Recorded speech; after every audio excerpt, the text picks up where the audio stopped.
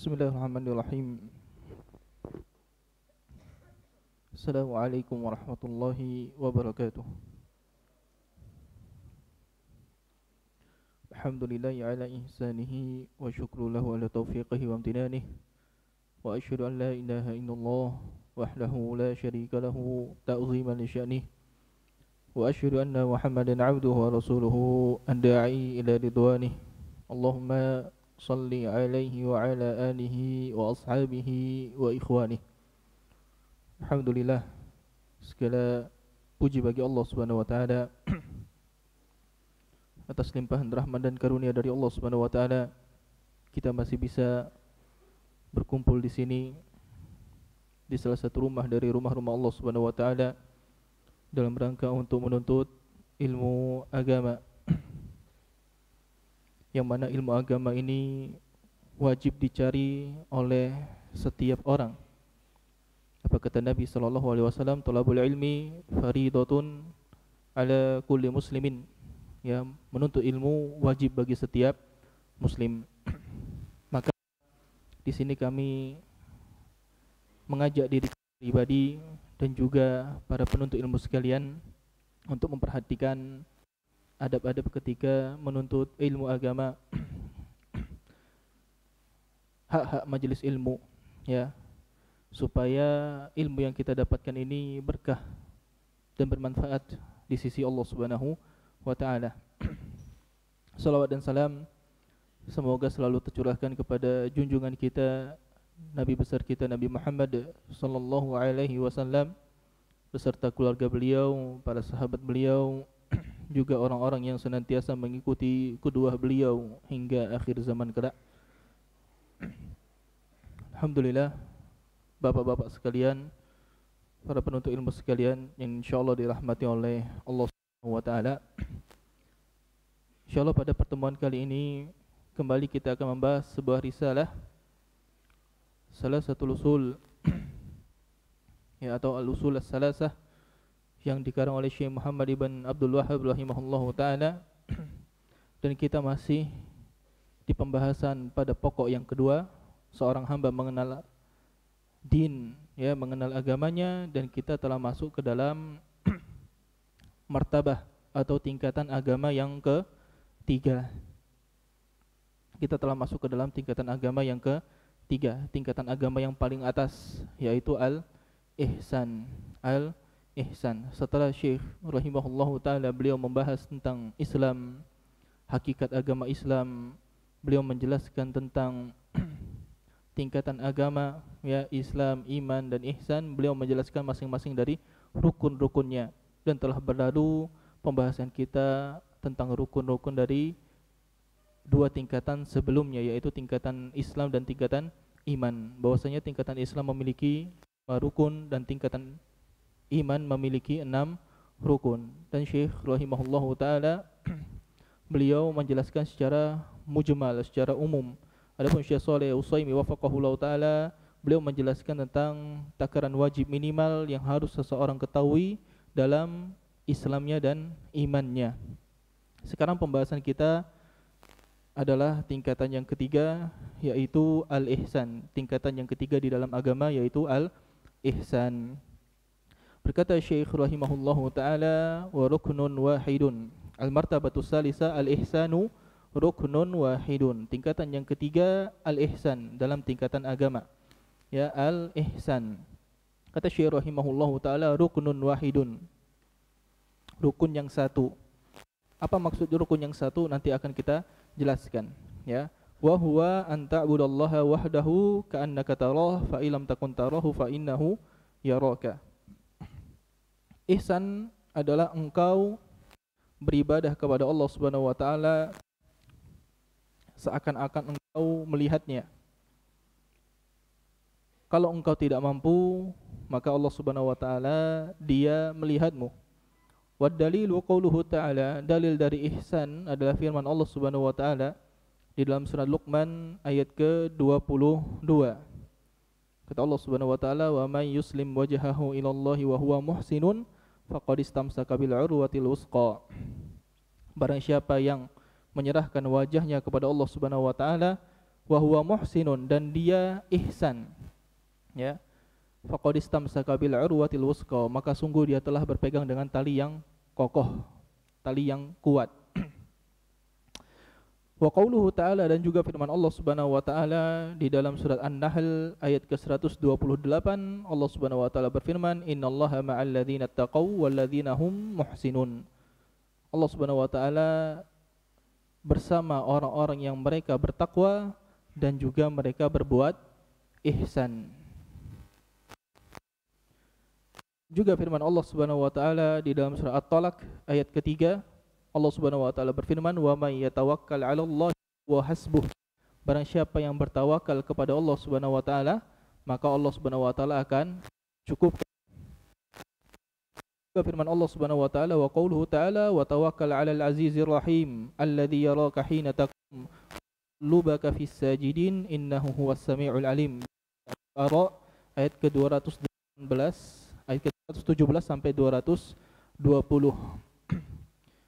Dalam surah Asy-Syu'ara, ya, ayat ke-217 sampai 220, Allah berfirman, dan bertawakallah kamu kepada Al-Aziz Ar-Rahim, yang maha perkasa lagi maha penyayang, yaitu Allah Subhanahu wa taala.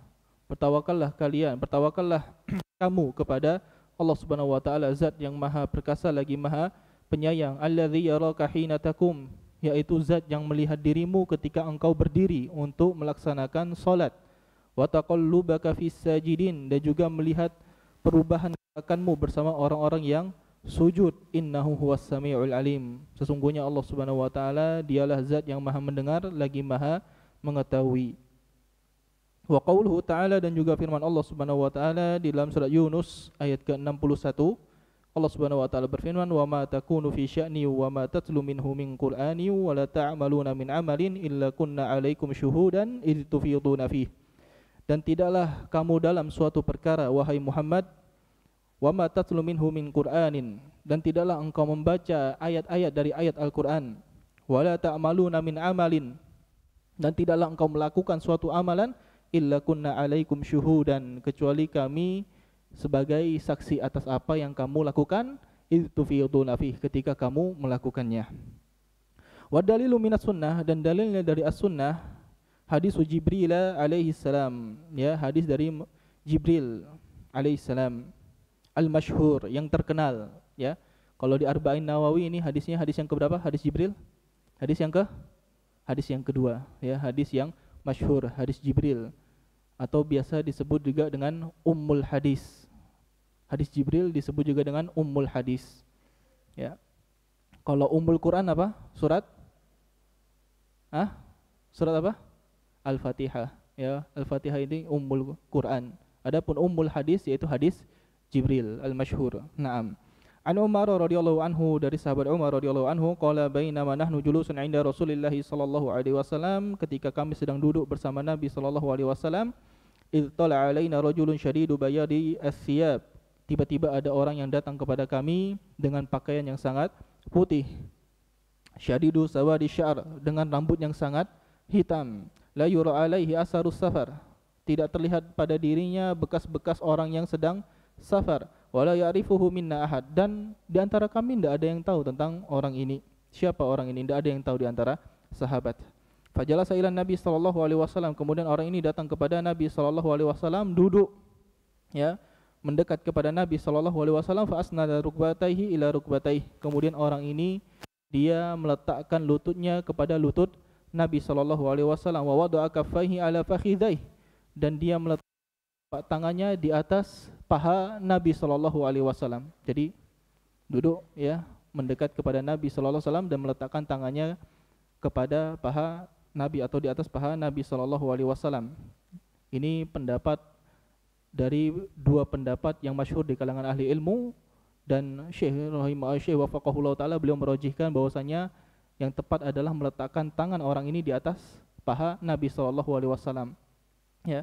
Alasannya disebutkan oleh Syekh karena orang-orang Arab terdahulu kalau meminta sesuatu, ketika lagi butuh hajah, dia pasti memegang salah satu anggota tubuh dari orang yang dimintanya, entah tangannya, entah pundaknya, entah bagian mana badannya, seperti itu, ya.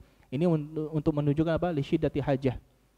ya li syiddatil hajah, karena betul-betul membutuhkan. Ini adat orang Arab. Maka di sini orang ini tadi datang kepada Nabi Shallallahu Alaihi Wasallam bertanya tentang agama, ya. Jadi mendekat kepada Nabi, kemudian meletakkan telapak tangannya di atas paha Nabi Shallallahu Alaihi Wasallam. Faqala ya Muhammad, kemudian orang ini berkata, wahai Muhammad, akhbirni anil Islam, kabarkan kepadaku tentang Islam. Faqal, maka Nabi Shallallahu Alaihi Wasallam bersabda, anta syahada an la ilaha illallah wa anna Muhammadar Rasulullah. Engkau bersaksi bahwasanya tiada ilah, tiada Tuhan yang pantas disembah dengan benar selain Allah Subhanahu wa taala, dan bahwasanya Nabi Muhammad sallallahu alaihi wasallam itu adalah utusan Allah Subhanahu wa taala. Wa tuqimas shalah, dan engkau mendirikan salat, wa tu'tiyaz zakat, dan engkau menunaikan zakat, wa tasuma Ramadan, dan engkau melaksanakan puasa Ramadan, wa tahujjal baita in istata'ta ilaihi sabila, dan engkau melaksanakan haji, ya, ke Baitul Haram, na'am, ke Mekah, ya. Engkau melaksanakan haji di sana, in istata'ta ilaihi sabila, kalau engkau mampu, sampai akhir hadis, ya, sampai akhir hadis. Bapak-bapak sekalian yang dirahmati oleh Allah Subhanahu wa taala. Di sini Syekh Shalih Utsaimin wafaqahullahu taala, beliau mengatakan lamma faragal musannif rahimahullahu min bayani arkanil iman wa huwa al martabatus tsaniyah min maratibid din, dzakara arkanal ihsani wa huwa al martabatus tsalitsah minha. Ketika Syekh rahimahullahu taala selesai menjelaskan tentang tingkatan agama yang kedua, yaitu al-iman, beliau melanjutkan dengan menjelaskan tingkatan agama yang ketiga, yaitu al-ihsan.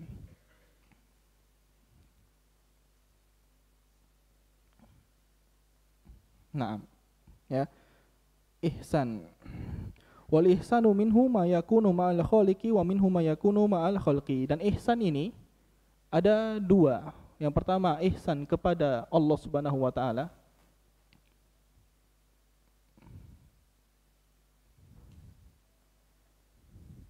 Yang kedua ihsan kepada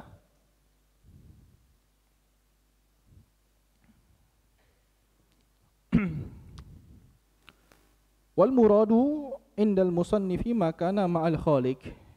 Yang diinginkan oleh musannif Syekh rahimahullahu taala, pembahasan ihsan di sini pembahasan apa? Ihsan kepada Allah Subhanahu wa taala, ya. Jadi yang diinginkan, titik beratnya yang akan dibahas oleh Syekh di sini adalah ihsan kepada Allah Subhanahu wa taala, bukan berbuat ihsan kepada makhluk, ya, bukan ihsan kepada makhluk. Naam. Wal ihsanu, ya, ihsan itu apa? Apa arti dari ihsan, ya? Wa muta'allaquhu itqanu syai'i wa ijadatuhu. Ihsan itu maknanya adalah menyempurnakan dan memaksimalkan. Ya, menyempurnakan dan memaksimalkan. Dan ihsan ini memiliki dua makna secara istilah. Ya, ihsan secara istilah memiliki dua makna. Makna yang pertama adalah makna secara umum. Ya, makna secara umum, dan makna kedua adalah makna secara khusus. Makna secara umum adalah agama yang di dalamnya diutus Nabi Muhammad sallallahu alaihi wasallam.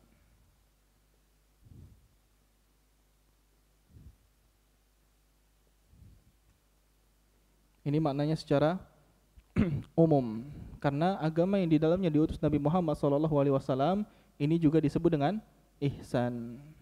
Ya, ini juga disebut dengan ihsan. Adapun maknanya secara khusus adalah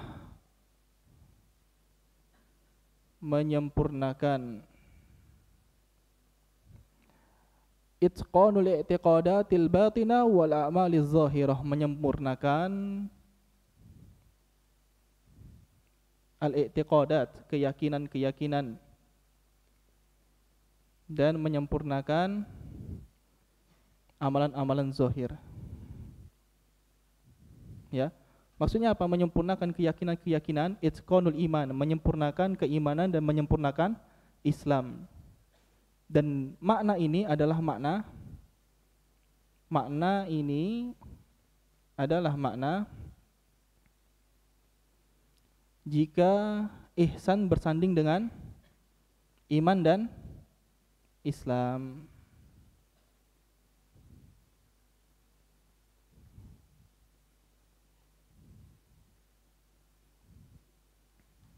Ya, makna ini adalah makna jika ihsan bersanding dengan Islam dan iman.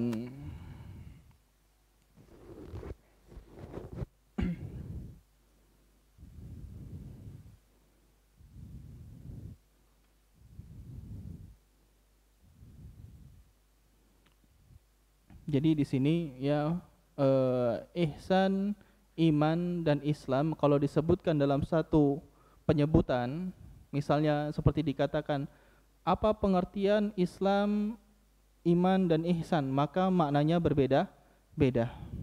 Tapi kalau misalnya dikatakan apa pengertian Islam, maka sudah di dalamnya mencakup iman dan ihsan, ya. Kalau misalnya dia berpisah maknanya satu, kalau dia berpisah maknanya sendiri-sendiri, kalau dia disebutkan dengan satu redaksi maka maknanya disebutkan secara menyeluruh. Naam. Kemudian Bapak-bapak sekalian dirahmati oleh Allah Subhanahu wa taala, wal qadrul wajibul mujzi' minal ihsani ma'al khaliqi yarji'u ila aslaini. Dan takaran wajib minimal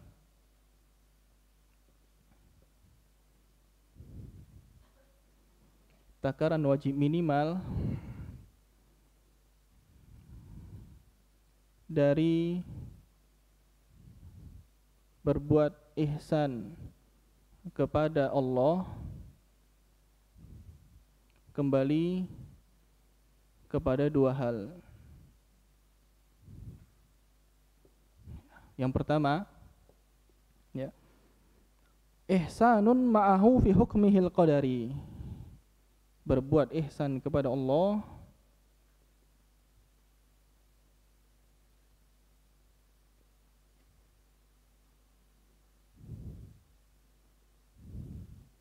dalam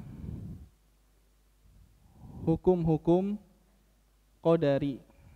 Apa hukum-hukum qadari ini? Ketetapan Allah. Ya.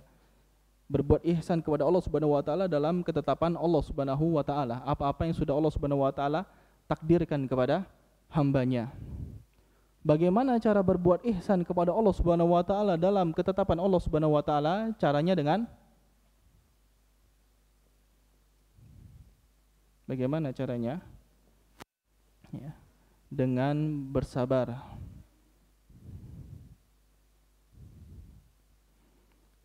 Bisabri alal aqdar, dengan bersabar pada ketetapan Allah.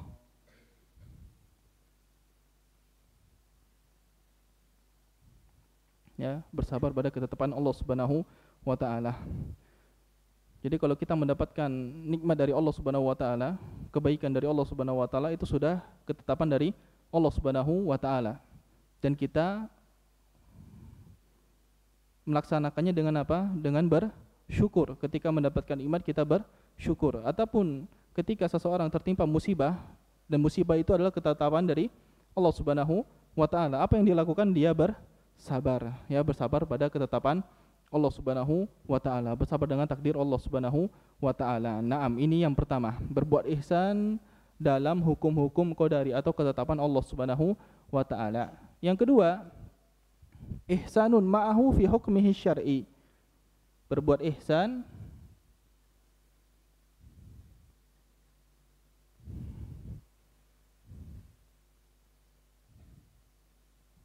kepada Allah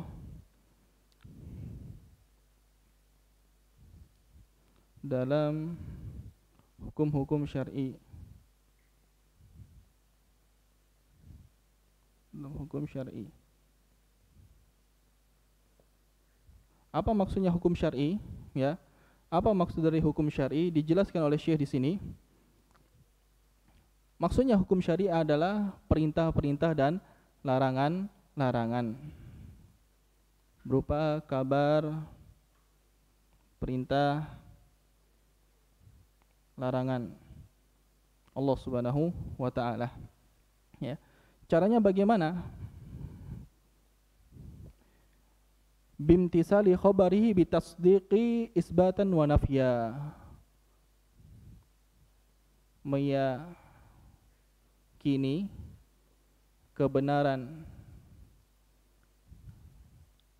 kabar dari Allah berupa penetapan atau penafian, berupa penetapan atau penafian, ya. Kalau Allah Subhanahu wa taala menetapkan contohnya hari kiamat itu akan terjadi, maka kita benarkan kabar tersebut. Kalau Allah Subhanahu wa taala meniadakan sesuatu pada dirinya, maka kita percaya bahwasanya Allah Subhanahu wa taala tidak memiliki sifat tersebut. Ini salah satu cara kita mengamalkan apa? Cara kita mengamalkan cara kita mengamalkan ihsan, ya, berbuat ihsan kepada Allah Subhanahu wa taala dalam hukum syar'i, yaitu kita meyakini kebenaran kabar dari Allah Subhanahu wa taala berupa penetapan atau penafian. Kemudian wamtisali talabihi bi fi'lil faraid, melaksanakan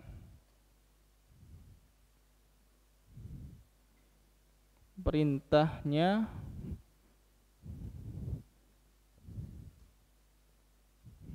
ya berupa hal-hal yang wajib, salat, ya, zakat, kemudian puasa, haji, dan juga hal-hal yang diwajibkan oleh Allah Subhanahu wa taala atas diri kita, berbakti kepada orang tua, kemudian hal-hal yang wajib yang lainnya. Yang ketiga, wajtinabil muharramat, menjauhi apa-apa yang Allah haramkan.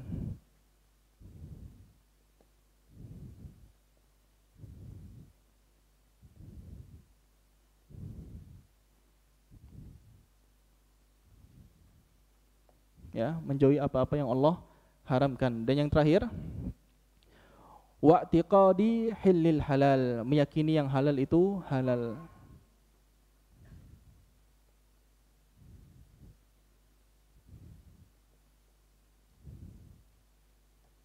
Ya, contohnya Allah Subhanahu wa taala menghalalkan buruan laut.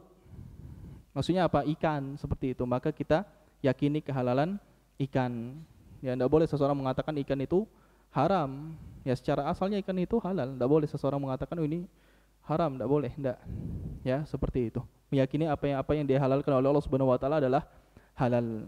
Jadi ini cara berbuat ihsan kepada Allah Subhanahu wa taala dalam hukum syar'i atau kabar, perintah dan juga larangan-larangan Allah Subhanahu wa taala. Ini takaran wajib minimal seseorang berbuat ihsan kepada Allah Subhanahu wa taala. Ini tidak disebutkan oleh Syekh rahimahullahu taala. Namun kami mendapatkan faedah dari guru kami, ya, Ustaz Yasir hafizahullah taala. Beliau mengatakan ada takaran wajib minimal seseorang dia berbuat ihsan. Ada takaran wajib minimal seseorang dia berbuat ihsan kepada makhluk. Apa takaran wajib minimal seseorang berbuat ihsan kepada makhluk? Takaran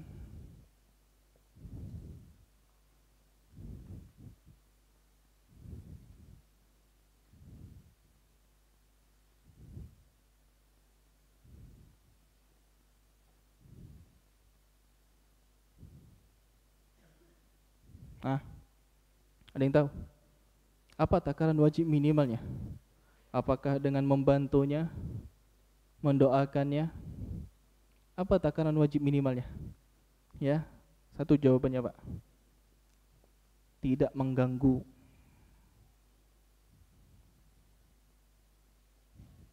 Ya, tidak mengganggu dengan lisan maupun dengan perbuatan. Ketika antum bisa menahan diri dari mengganggu orang, ini sudah apa namanya? Antum sudah berbuat ihsan kepada makhluk. Seseorang sudah berbuat ihsan kepada makhluk ketika dia tidak mengganggunya. Ya.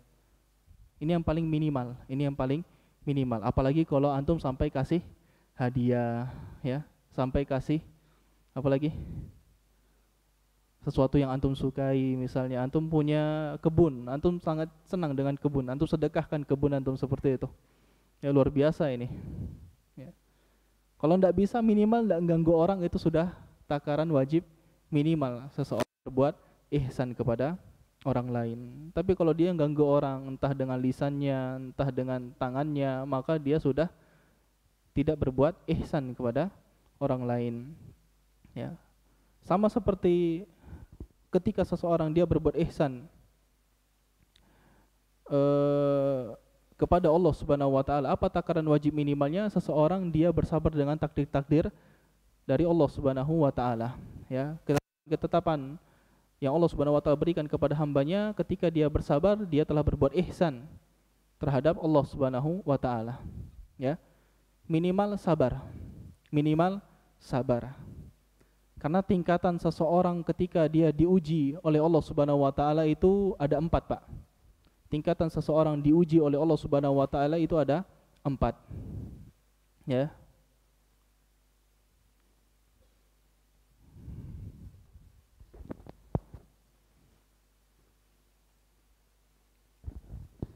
Yang pertama, tingkatan yang paling rendah yaitu mengeluh. Mengeluh. Dia mengeluh ketika diuji oleh Allah Subhanahu wa taala.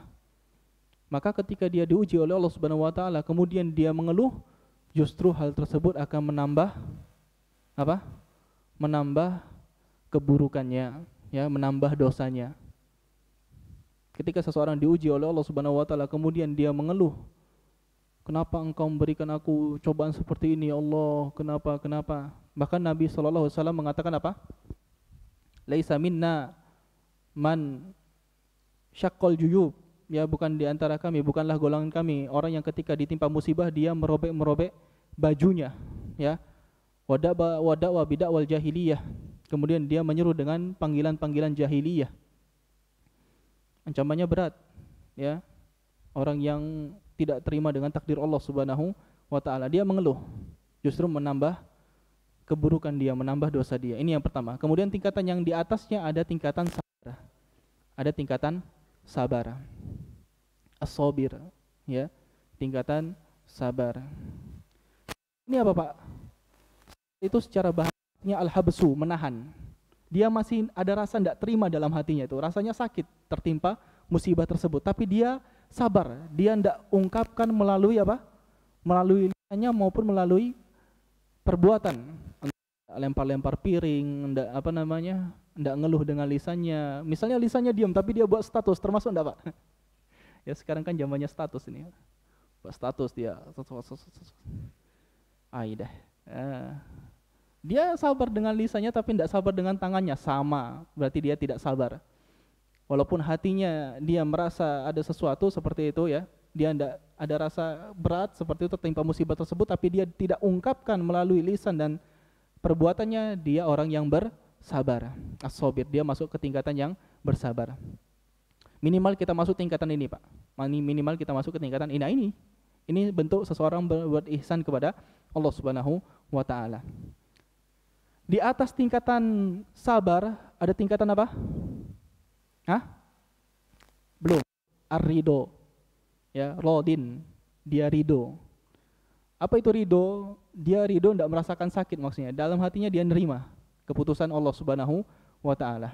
Ya, dia menerima keputusan Allah Subhanahu wa taala dan dia tidak mencela, apalagi berbuat sesuatu yang dimurkai Allah Subhanahu wa taala dengan perbuatan. Ridho dengan keputusan Allah Subhanahu wa taala. Ini tingkatan yang tinggi, Pak, ridho. Ya, dia bisa ridho musibah yang menimpa dirinya, apalagi musibah itu misalnya berhubungan dengan hartanya, berhubungan dengan keluarganya misalnya, ya. Tapi dia bisa ridho, ini pahala luar biasa. Ada tingkatan yang paling tinggi, Pak. Apa tingkatan apa? Asyakir. Bersyukur. Ditimpa musibah, alhamdulillah. Ya. Maksudnya apa Syakir di sini? Dia tidak merasa masalah dengan musibah itu terjadi pada dirinya. Ya.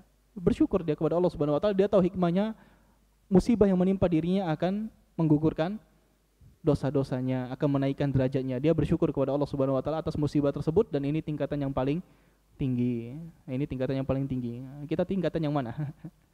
Kita tidak ada yang tahu ya Pak ya. Kita tahu teorinya, tapi kita tidak tahu kita di tingkatan yang mana sampai kita tertimpa musibah. Jangan juga setelah ini antum berdoa, ya Allah timpakan aku musibah. Oh, jangan.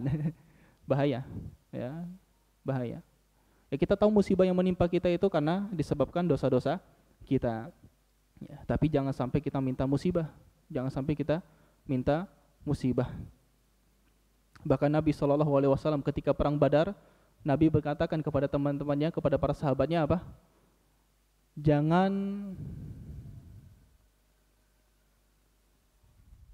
la tatamannau liqa'al adu. Ya, janganlah kalian berangan-angan untuk bertemu dengan musuh. Itu ketika perang Badar. Ya. Janganlah kalian berangan-angan bertemu dengan musuh. Jangan kita musibah. Walaupun kita tahu musibah yang terjadi ini disebabkan oleh sebab ya dosa-dosa kita. Ya. Jadi kata yang paling rendah ketika seseorang berbuat ihsan kepada Allah Subhanahu wa taala adalah apa? Dia bersabar. Dia bersabar, ya. Dan juga di antara tingkatannya adalah seseorang dia berbuat ihsan dalam hukum syar'i, yaitu kabar, perintah dan juga larangan Allah Subhanahu wa taala. Naam.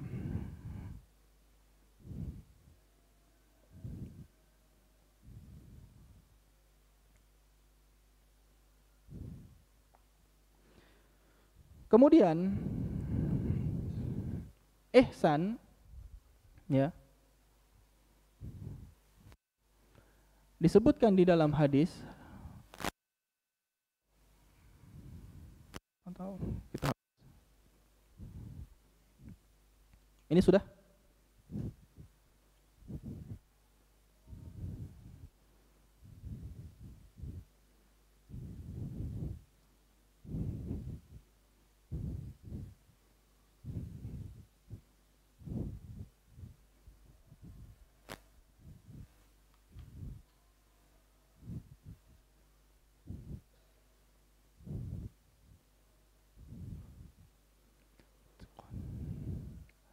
ihsan disebutkan di dalam hadis apa?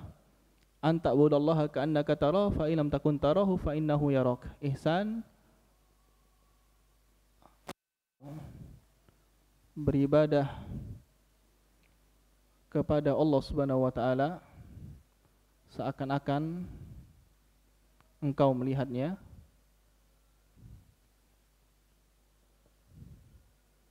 Jika tidak mampu,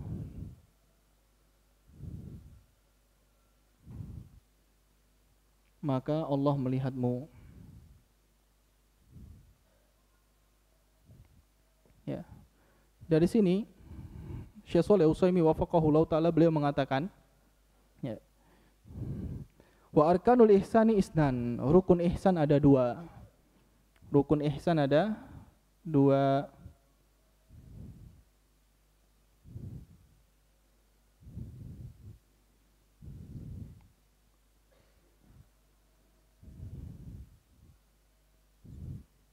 Yang pertama adalah apa?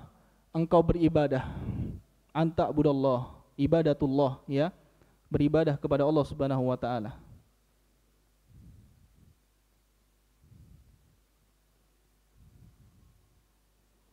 Bagaimana mau ihsan sedangkan dia tidak beribadah kepada Allah Subhanahu wa taala? Ya, bagaimana seseorang mau berbuat ihsan kepada Allah Subhanahu wa taala sedangkan dia tidak beribadah kepada Allah Subhanahu wa taala? Ini yang pertama.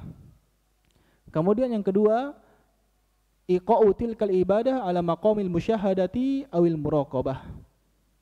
Ibadah tersebut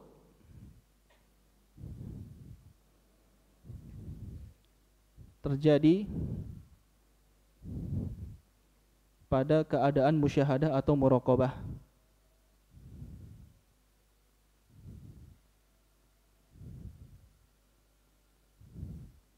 Apa itu musyahadah? Musyahadah seakan-akan engkau melihat Allah Subhanahu wa taala. Muraqabah, Allah Subhanahu wa taala memperhatikan dirimu. Ya. Ihsan itu ketika seseorang dia beribadah antara dua ini, antara dua keadaan ini. Dia seakan-akan melihat Allah Subhanahu wa taala atau dia diperhatikan oleh Allah Subhanahu wa taala. Ya. Mana derajat yang lebih tinggi antara musyahadah dan muraqabah? Derajat musyahadah ini lebih tinggi, ya, lebih tinggi dari muraqabah. Ya.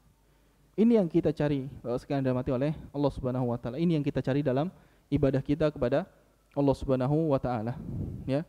Seseorang dia beribadah seakan-akan dia melihat Allah Subhanahu wa taala. Melihat bagaimana Ustaz maksudnya melihat? Bagaimana maksud melihat Allah Subhanahu wa taala dalam ibadah?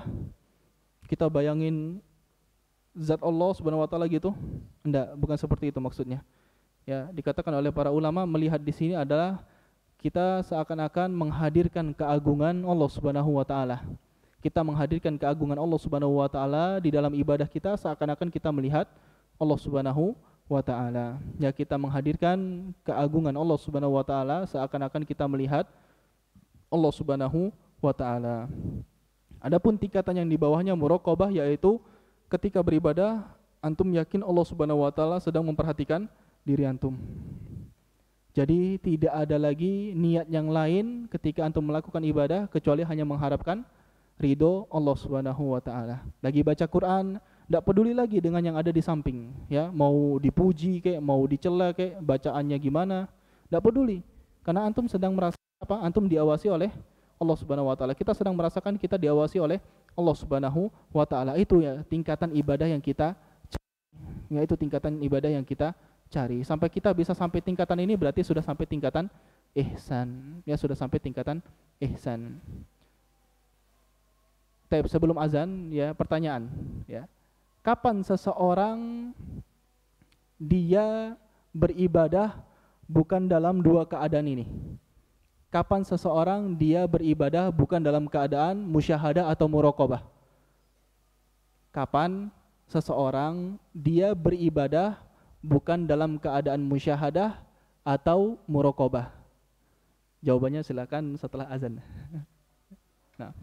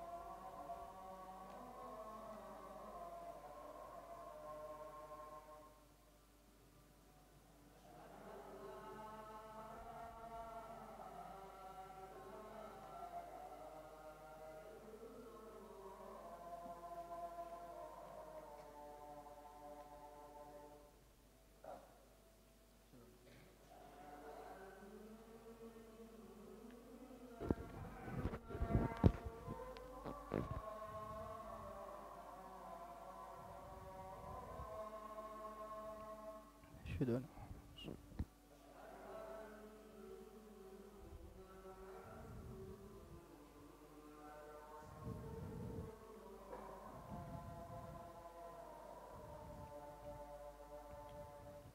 Syudun.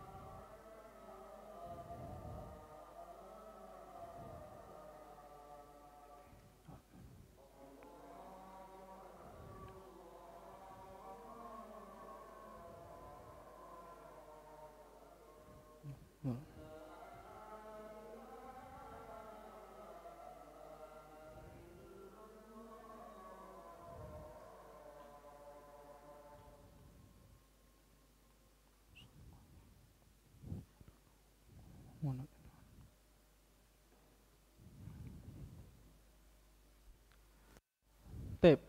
Nah, ya, kita lanjutkan. Kapan seseorang dia beribadah bukan dalam keadaan musyahadah atau muraqabah?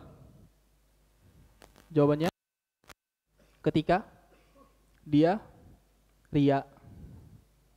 Ketika dia riya. Ya kalau dia riya berarti tujuannya bukan Allah Subhanahu wa taala, tujuannya pandangan manusia, ya. Tujuannya pandangan manusia. Dan ini adalah hakikat dari ihsan. Ini hakikat ihsan. Ini hakikat dari ihsan. An ta'budallaha ka'annaka tarah fa illam takun tarahu fa innahu yarak.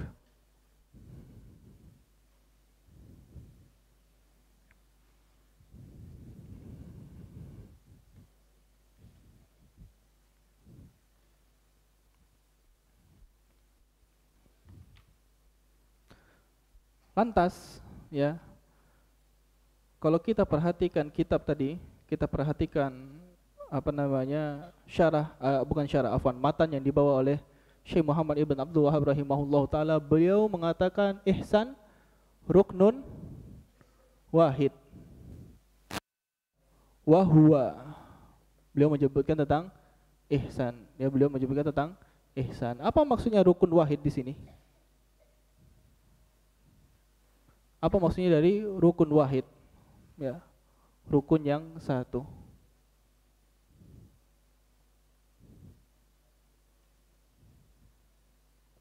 Ya.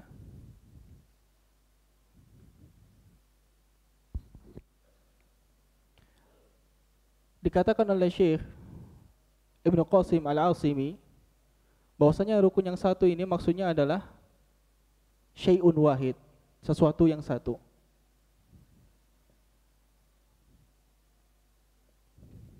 Ya.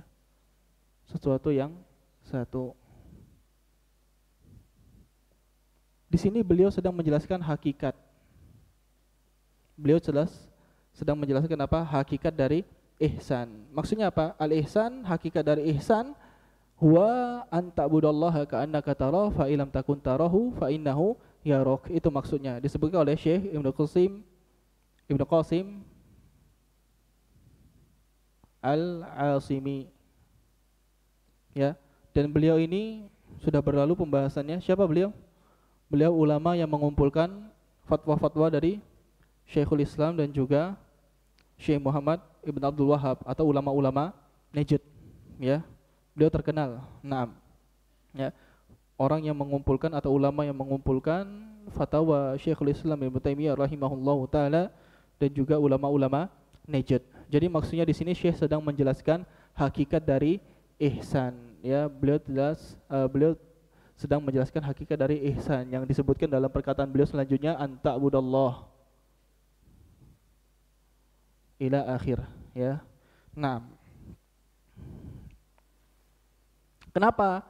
Karena rukun, kata-kata rukun itu tidaklah disebut rukun kecuali terdiri minimal dari dua hal. Ya, rukun tidaklah disebut dengan rukun kecuali minimal terdiri dari dua hal.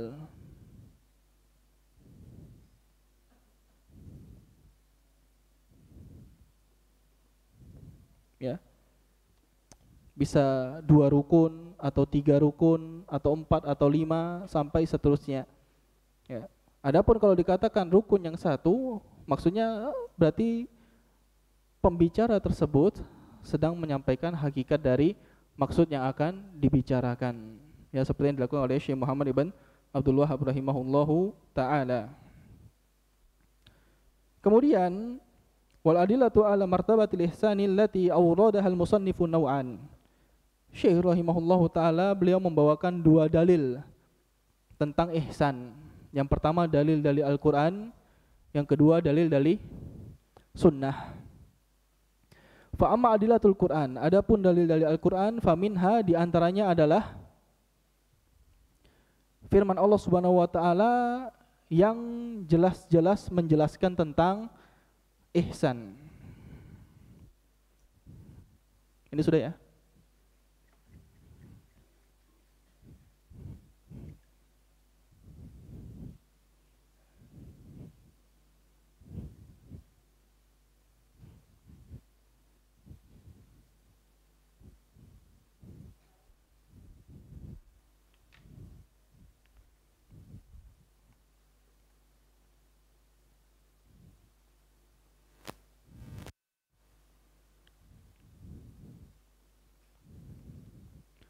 Dalil dari Al-Qur'an tentang ihsan. Ya. Ini terbagi menjadi dua. Kategori yang pertama yang ayat tersebut jelas memuji perilaku orang yang berbuat ihsan. Ya. Yang ayat tersebut jelas memuji perilaku orang yang berbuat ihsan. Ya, contohnya seperti tadi surat Al-Baqarah ayat ke-112. Dan juga firman Allah Subhanahu wa taala dalam surah An-Nahl ayat ke-128.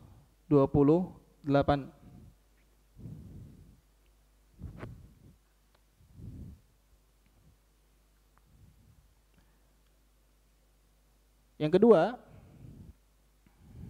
wa minha ma huwa musarrihun bi maqamil muraqabah. Yang ayat tersebut menjelaskan tentang keadaan muraqabah. Ya. Dan muraqabah ini termasuk dari ihsan, dan muraqabah termasuk bagian dari ihsan. Seperti firman Allah Subhanahu wa taala di dalam surah Asy-Syu'ara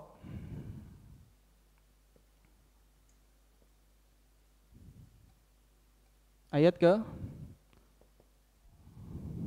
alladzi yaraka hina takum 218, yang melihatmu ketika engkau mendirikan salat. Dan juga firman Allah Subhanahu wa taala dalam surat Yunus ayat ke-61.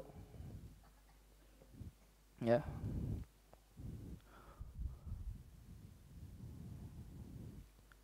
Amma qauluhu ta'ala wa may yatawakkal 'alallahi fahuwa hasbuh. Adapun firman Allah Subhanahu wa taala di dalam surah At-Talaq ayat ketiga, ya. Ini menjelaskan tentang hakikat ihsan. Ini menjelaskan tentang hakikat ihsan. Ya, surah At-Talaq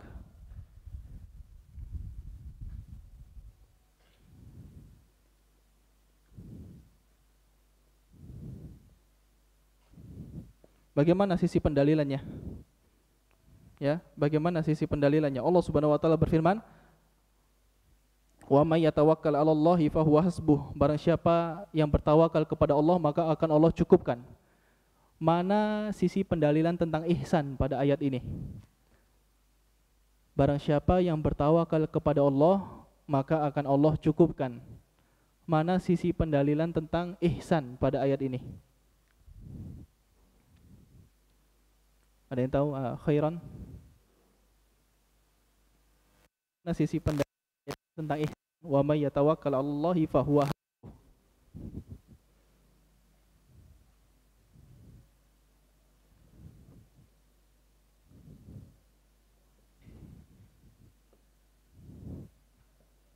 Nah, barang siapa yang bertawakal kepada Allah, maka akan Allah cukupkan.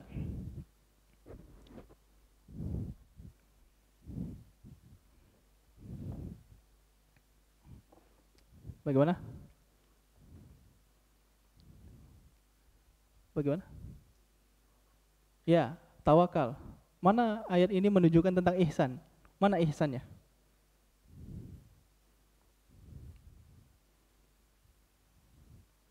Zizu.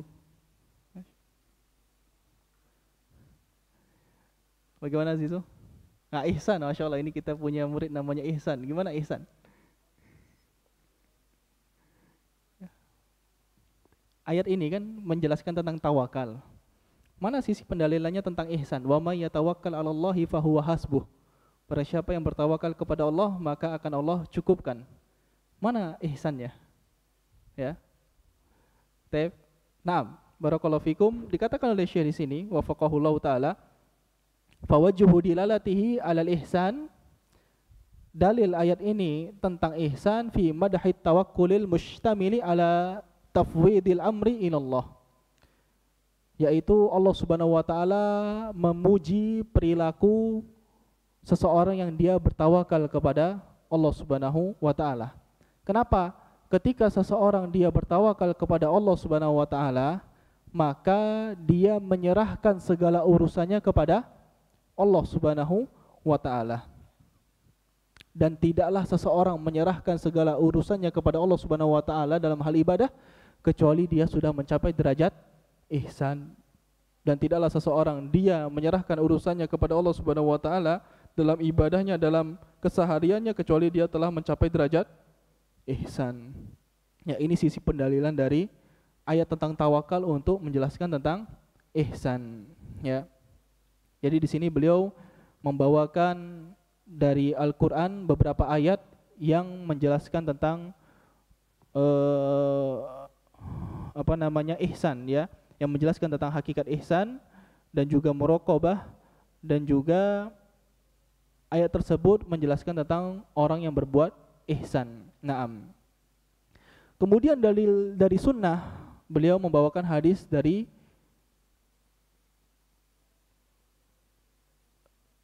riwayat Muslim, ya, hadis Imam Muslim rahimahullahu taala, yaitu hadis dari Umar radhiyallahu anhu, hadis Jibril yang masyhur, ya.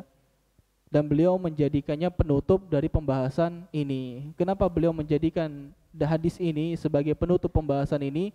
Karena hadis ini mencakup 3 pembahasan yang sudah lewat tentang ihsan, iman dan Islam, ya, tentang ihsan, iman dan Islam. Makanya beliau membawakan hadis ini sebagai penutup supaya berkesinambungan dengan apa yang sudah dibahas oleh Syekh wafaqahullahu taala pada bab-bab sebelumnya atau pada pembahasan sebelumnya. Wallahu a'lam bishawab.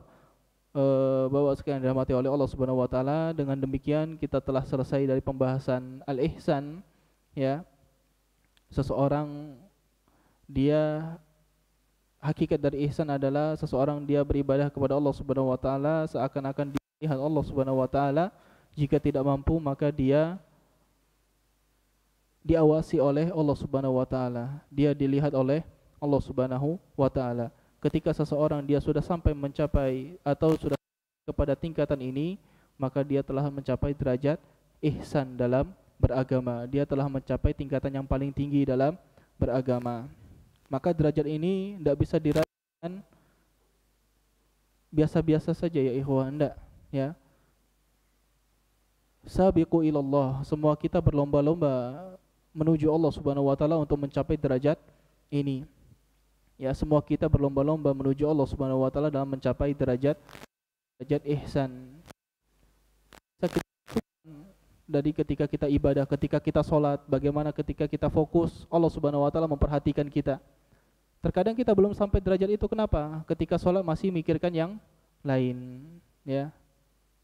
Contohnya seperti sekarang ini, ketika kita kajian, fokus kita masih kepada yang lain. Kita tidak sadar kita diperhatikan oleh Allah Subhanahu wa taala. Kita belum sampai derajat ihsan. Apalagi kalau sampai derajat kepada tingkatan yang lebih tinggi, yaitu musyahadah. Kita seakan-akan melihat Allah Subhanahu wa taala, ya. Maka untuk mencapai tingkatan ini butuh juhud, ya. Butuh kesungguhan untuk mencapai tingkatan ini. Ya, semoga Allah Subhanahu wa taala mudahkan kita dalam mencapai tingkatan ini, tingkatan tertinggi dalam agama, dan semoga Allah Subhanahu wa taala menjadikan apa-apa yang kita usahakan ini semuanya bernilai pahala di sisi Allah Subhanahu wa taala, yang dengannya Allah Subhanahu wa taala memudahkan kita masuk ke dalam surga Allah Subhanahu wa taala. Ya, karena surga itu disiapkan oleh Allah Subhanahu wa taala untuk siapa?